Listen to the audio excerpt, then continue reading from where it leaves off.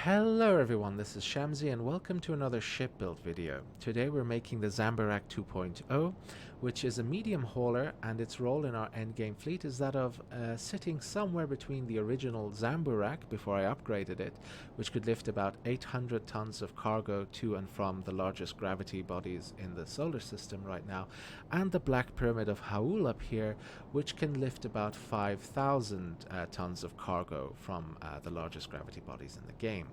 The reason for the existence of this medium hauler is warp cells. If I were to warp the Black Pyramid, even empty without any cargo, its weight is around 1.5 kilotons, and so it costs an obscene amount of warp cells to move around with it. And I wanted something that I could warp around with, but that could also carry quite a bit, because the original Zambarak's carry capacity simply wasn't enough for me as I progressed further in the game. So I upgraded it, and the new ship that I've come up with here has about 1.5 kilotons of cargo capacity on top of the ability to lift its own elements, and its elements only weigh about 400 tons, which is a much more manageable cost of warp cells to pay for moving from celestial body to celestial body. So I'm going to strip it down to its containers and its core, and we'll build it together as a guide. And welcome back. We have the ship stripped to its containers and its core, and we've left the containers intact because of a build video made by Sagacious on YouTube on how to make ships in Dual Universe. And his suggestion was to leave the containers in first and fill it with as much weight as you want to carry. So we've got 1.51 kilotons of cargo here in the ship, so that we can get a live readout of our atmospheric and space flight engineering reports as we add elements to see how much of each element that we need to add. Now, do bear in mind, as I add elements here, they are impacted by my talents in placing elements and in operating them. So if you don't have as many piloting talents as I do, those numbers will look different, but we can still get a good idea of what our goals are going to be for how many G's of max thrust, of high altitude lift, etc. that we're going for. So let's get building, and we're going to start with our engines. I'm going to give a big shout out to a YouTube commenter called Regan Heath, who taught me this in the comments of the original Zambarak's build video. What I've been doing thus far is placing things by left clicking my mouse and then trying to line up the next element by eye. And what Regan Heath taught me is, if I'm in mouse movement mode, so if I'm moving the element with up, down, left, right, page up, page down, rather than the mouse, if I press enter, once this is lined up, the game starts placing another element of the same type, or whatever type you have selected, inside the last one you placed. So all you then have to do is move things around, and everything is perfectly lined up. It really helps when you're trying to spam wings or various things. It saved me a lot of time. You are a star, Regan Heath. Thank you for that tip. So that's 4 engines placed, and then I'm going to line these up by eye because I want to get them to the side here. And yeah, that's good enough. So press enter, and then move the engine to the other side so it's not nicely lined up. Although I'll have to place this first and then turn it to get the correct rotation. There we go. Although, no, let me do it the other way so we can get a nice flat surface to snap our wings to when we get to that stage.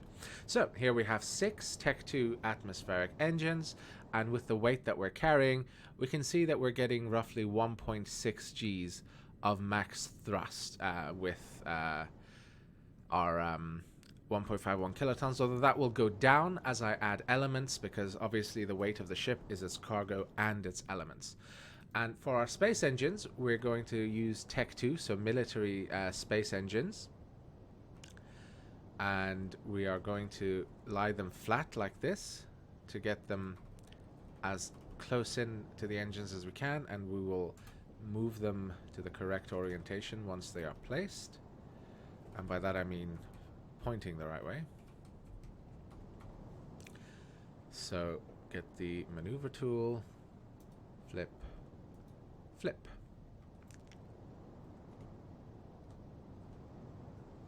That'll do for now.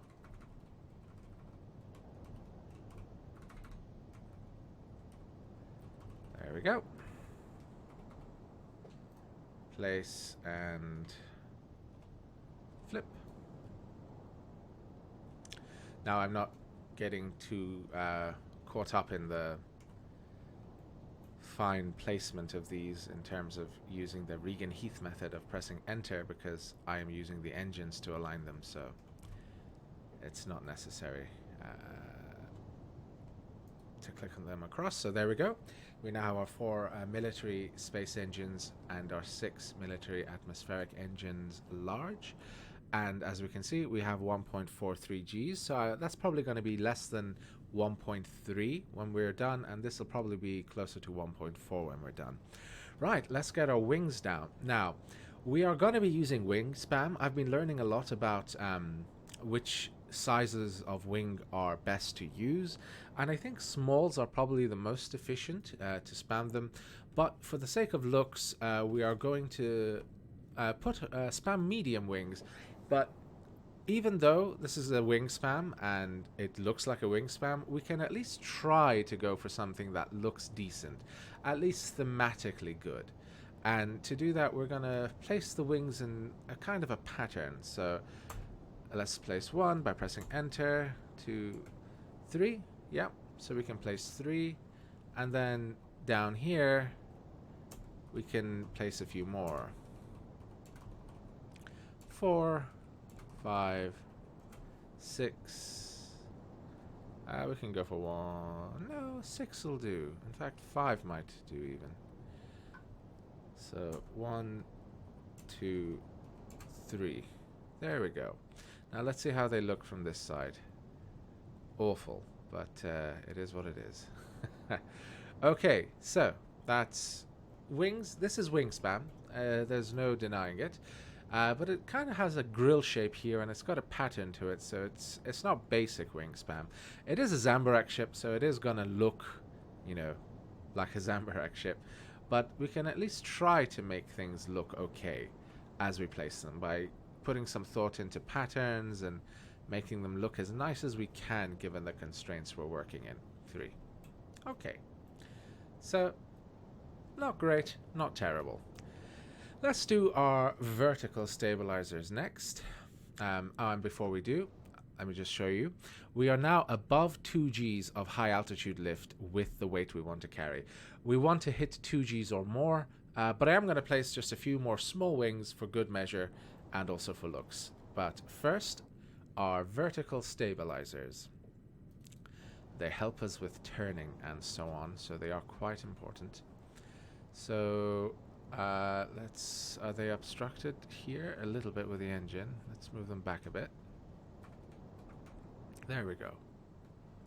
That's good enough there. So we'll do 1, 2, 3 on one side. Okay.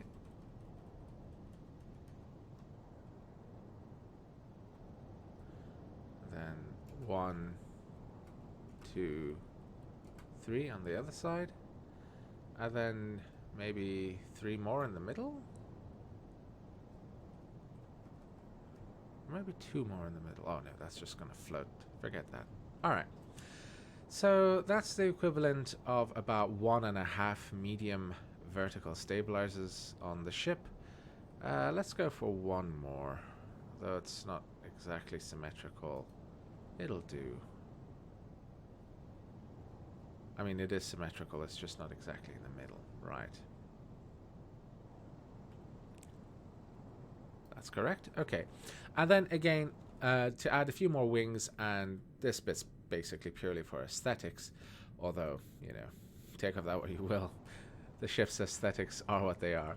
We're going to add a grill pattern here of small wings, just to make things look a little better on the middle of the ship. So we're going to go 1, 2, 3, 4, 5, and we're going to fill in all sides here. So I'll be right back when that's done. And here we are. So we've placed small wings and small stabilizers in a grill type creation here on top of each space engine at the top. And we've got our medium wings in a wingspan to either side. And that's us done for our wings, both vertical and horizontal. So let's move on from wings and engines to our low altitude lift. Now, I am training talents for both hover engines and vertical boosters now. They're about the same, and in another day they'll be the same, because the Black Pyramid of Howl is very fuel thirsty if I only use vertical boosters. But for this build, our need for it is occasional, and performance is more useful for us than efficiency here. So let's go for hovers, vertical boosters. So it's a choice for you what you're going to use. I'm going for vertical boosters and not hovers, but either would work. The only caveat being, if you're gonna only use atmospheric hover engines, they're not gonna lift you up on moons without any atmosphere, which is one of the main benefits of vertical boosters. But then if you use a combination of the two of them, that can still work fine. So we are putting our vertical boosters here in a 2, 4, and 2 pattern again. So we've got 2 at the front, 4 along the middle. Now these won't be exactly on the same plane, but that's okay. It's very close. That'll do. Yeah, that's the middle. Get a little further in. There we go. So 2, 4, and 2 for our vertical boosters. Next, let's place our adjusters, and we're going to place 2 large adjusters per direction we need movement in. So it's up, down, left, right at the front and the back.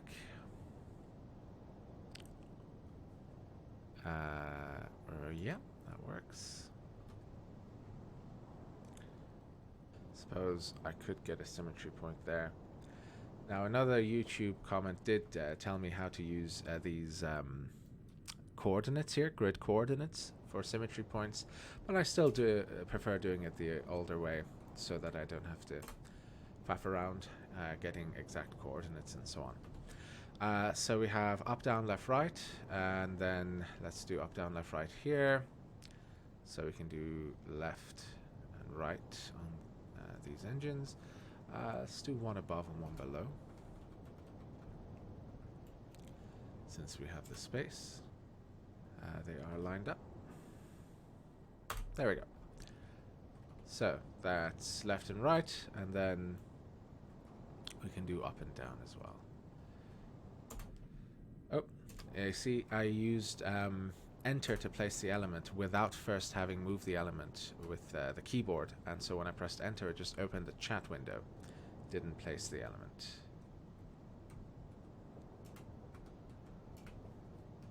We can maybe remove one of the up downs from each side, because this is basically quadrupled. Let's have a look. Torque, your left, your right, roll left, roll right, pitch up, pitch down.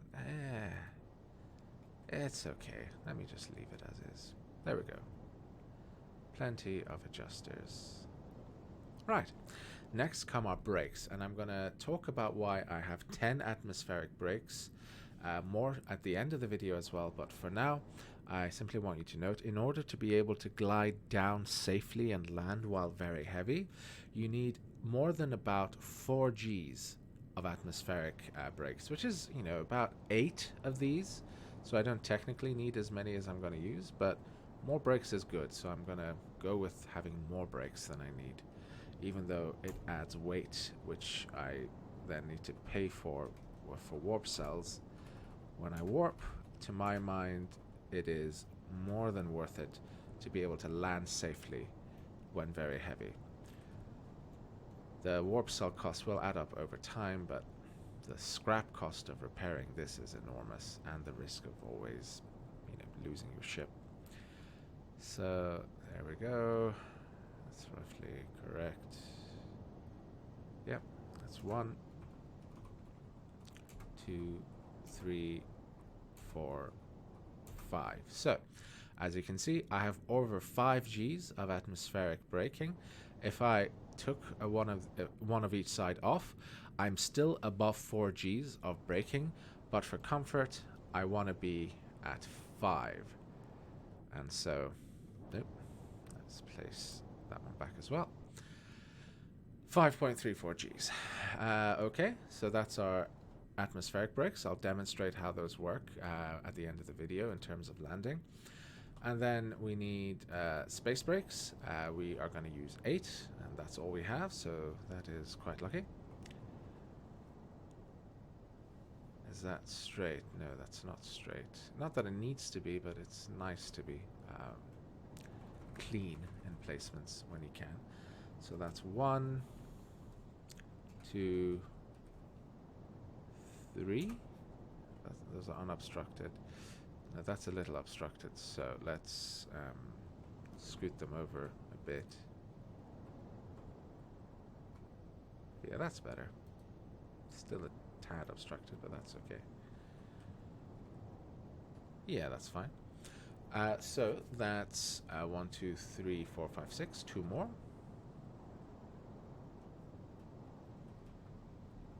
Leave a bit of a gap at the front there for the radar. And there we go. And then that's our space brakes, roughly above 2 Gs. Yeah, 2 Gs exactly. As you can see, our thrust and our space thrust is going down as we keep adding more and more weight in elements to the ship. Now we need our warp drive.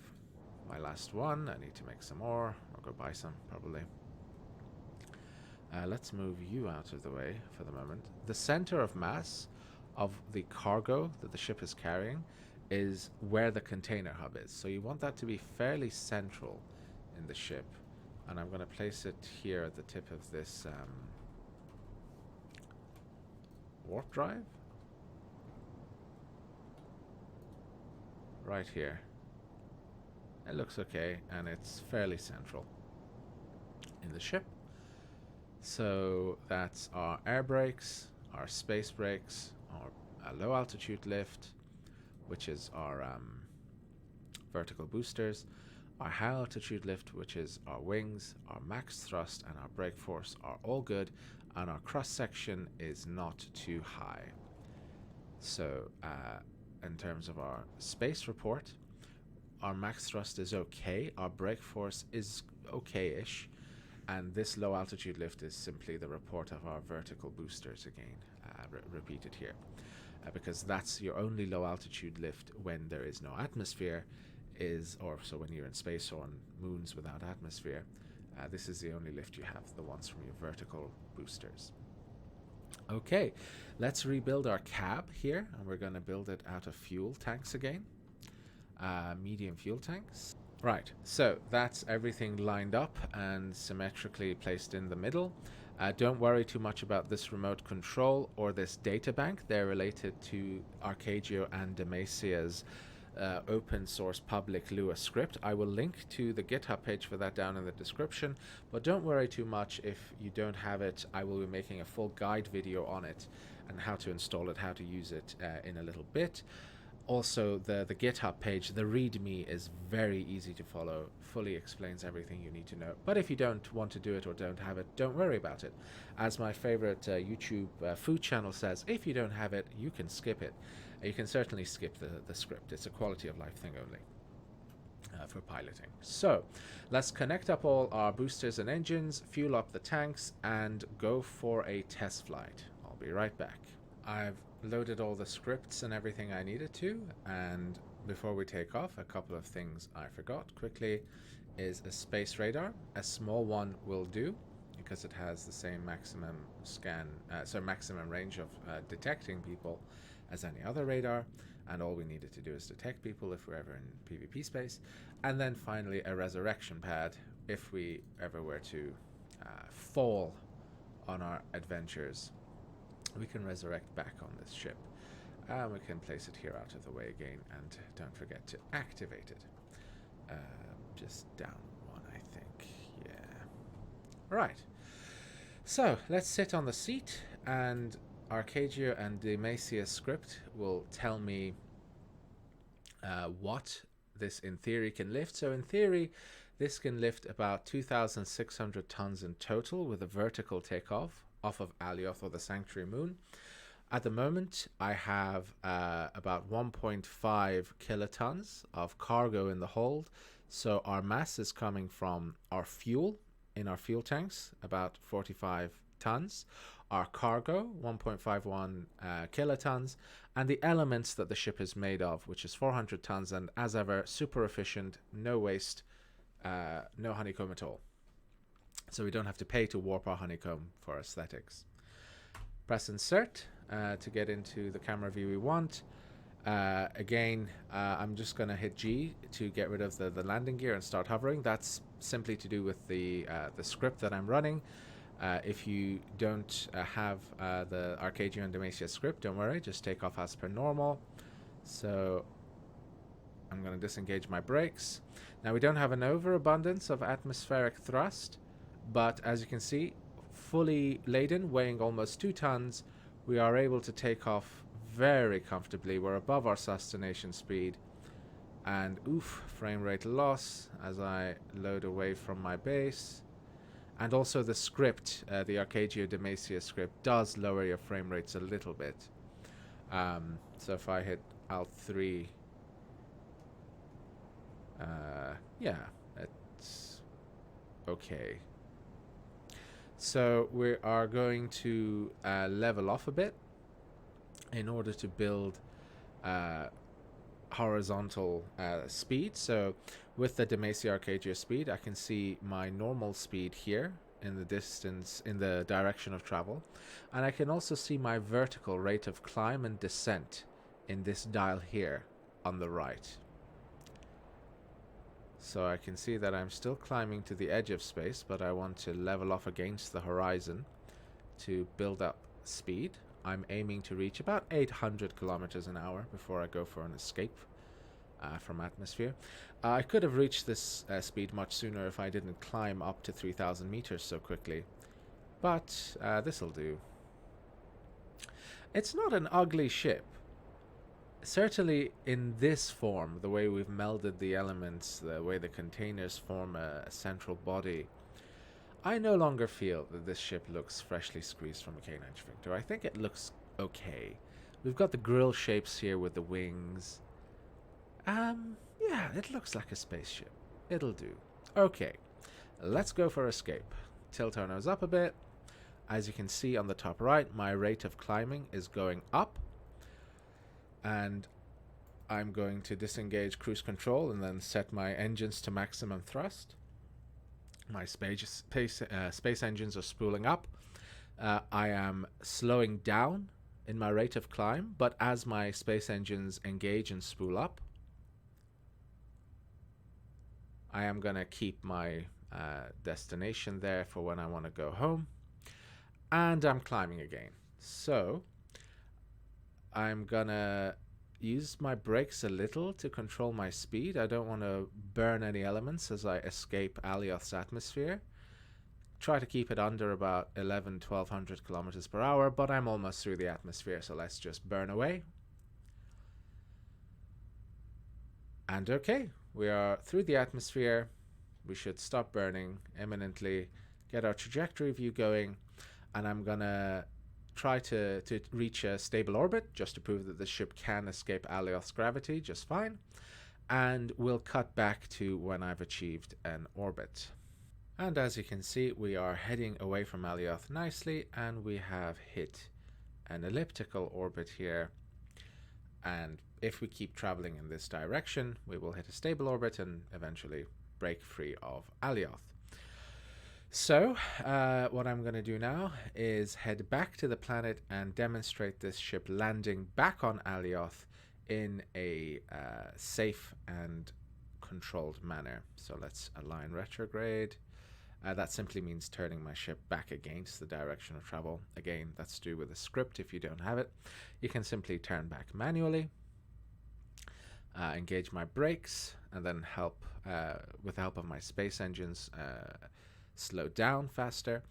As you can see on the top right here, we are quite fuel hungry, but then space fuel isn't that big a deal because you can just hold spare in your inventory. So when I reach a dead stop here, I'm going to show you that it's perfectly safe, even when you're moving, to stop, get out of your pilot seat at any point in space, and refill whatever can you like. So let's cut our throttle to 0. Our brakes are slowing us very nicely. And so, yep, I am standing here on my little cab, pull out my refueling tool, and I can refuel any fuel can that I like. So let's get back in the pilot seat.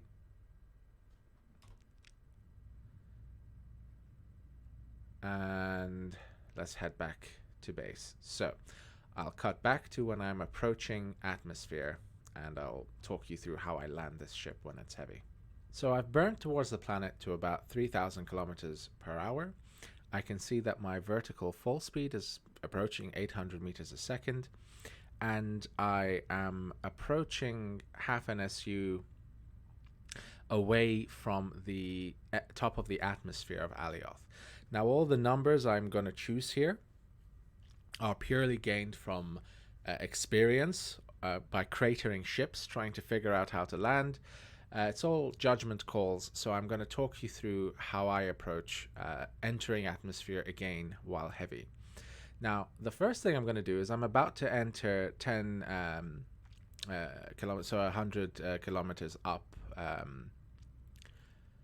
from Alioth, and when I hit about 80 kilometers up from Alioth, I'm going to test my brakes basically now, actually at 90, and I'm going to see how quickly I decelerate. I don't care too much about this deceleration, it's this deceleration I care about. Vertical fall speed, and that's going down very fast. So I know that even with 2 Gs of brake force up in space, I'm able to control my rate of descent to a safe and manageable level. So I'm not going to worry about it too much. I'm going to approach at a shallow angle the planet in the direction I want to go in. And I'm going to let it fall freely again to about 50-ish kilometers from the surface of the planet. So I'm approaching 55. Keep let it going, keep letting it speed up. And then at 50 kilometers, I'm going to start to control my rate of descent. So I'm just going to engage my space brakes and let the rate at which I'm falling slow right the way down. And when I reach about 20 kilometers from the surface, I want to be able to be managing it directly with pumping of my space brakes, and I want to keep it somewhere roughly around 200 meters a second, because I still need to be moving. I want to get back into the atmosphere, so I need to be heading down, but I want to be heading down safely at a manageable speed that I can control the way that I want. So I'm going to miss my goal of hitting 200 meters a second at 20 because I've very much preempted it, and I'm falling much slower than I thought I would be, but that's okay. Now I'm going to try and get some forward thrust going as well. I'm going to set my space engines to about half thrust, 50% throttle. That will slow down the rate at which I'm able to slow my falling, but that's okay. So now at 20 kilometers, I'm going to pump my brakes again and try to bring my speed down to 200. Now that's being hampered by my burning of my engines, but that's okay. I'm going to try and level against the horizon, come in at a nice shallow angle. So yep, I'm back below. Let's go down to 150 meters a second, and then keep letting it go up to 200 and bringing it back down to 150. As long as my vertical movement, my travel speed in the middle of my HUD there, is above my sustaination speed, which is what, about 380-ish, I'm happy. So let's bring our falling speed back to 150 again. I don't like using cruise control for this, mainly because I want to learn and practice And so if you have to think about it as you're doing it, eventually it'll become like autopilot. It'll become muscle memory. So, right, I'm under 1,000 meters. I'm now going to keep my brakes engaged the whole time as I fall. My travel speed is going down quite a lot. I'm going to increase the burn of my engines to maximum. I'm falling at a very safe and acceptable rate. I'm now going to bring my throttle down again to half and then pump my brakes on and off, trying to keep my full speed under 100 meters a second and my travel speed above 500-ish. I'm approaching the edge of the atmosphere. My space brakes will stop working in another 500 meters. I'm going to keep them pressed now. I'm going to disengage my brakes. My engines are going to pick up speed. Right, I am actually going to land, so I'll cut my engines and I'll pump my brakes. As you can see, because we have over 5 Gs of atmospheric brakes, even though we were coming in rather hot, I wasn't able to land under powered flight. It's still perfectly safe because our vertical fall speed was kept in check by the enormous amount of atmospheric braking we have, and then our vertical hovers were able to take us. So now that we've landed on the surface, it's just a quick and simple takeoff again, and we'll fly to our destination safely.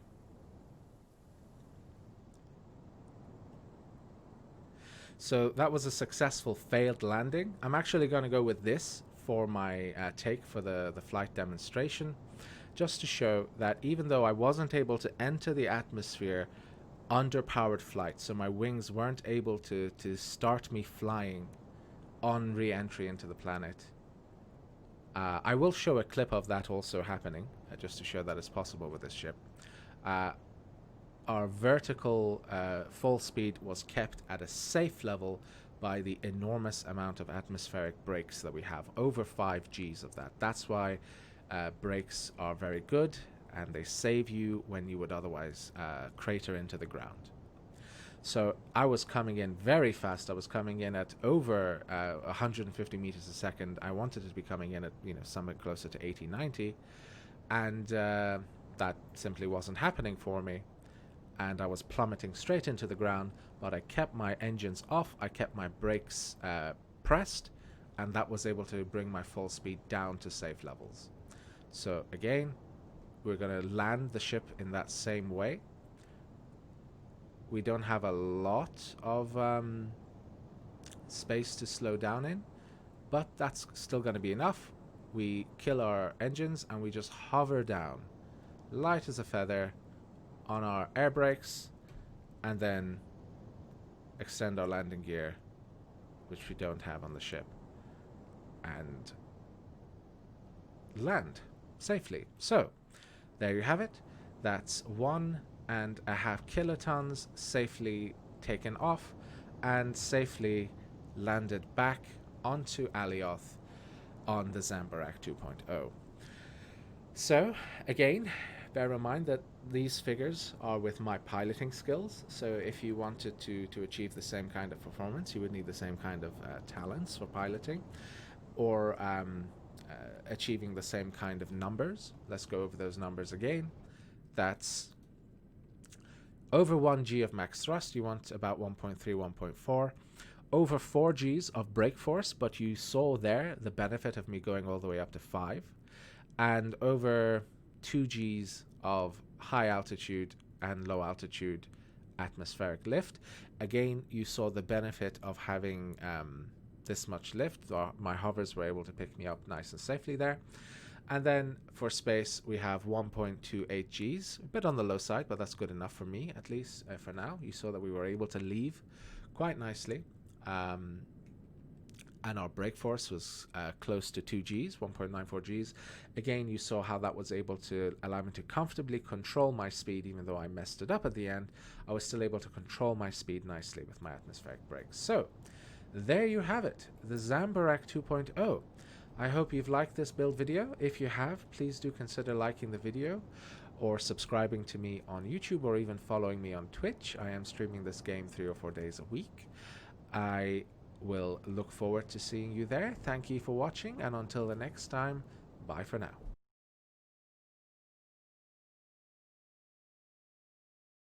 So we're at 5,000 meters. I'm gonna get rid of my brakes just one more time. Let everything speed up a bit. And then slam on the brakes again at 4,000 meters. The rate at which I'm falling is down. I'm now below 3,500 meters. Yep. Gonna disengage my brakes. Set autopilot to maintain my speed to 1050, which is what I can fly at without burning up. And as you can see, I've re-entered atmosphere under powered flight.